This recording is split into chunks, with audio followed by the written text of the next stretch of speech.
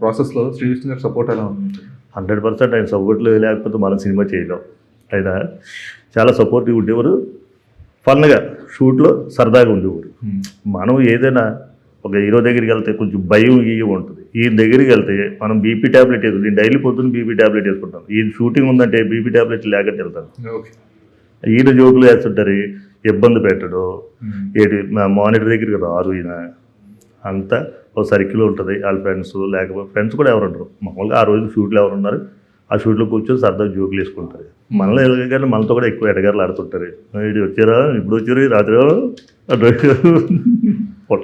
అని ఎడగారు ఆడుతుంటారు. అదే ఫన్ ఉంటుంటుంది. అంటే నేను వెళ్ళే డేస్ కూడా షూట్ ఈసారి తక్కువ, మా బాబు చూసుకుంటున్నాడు.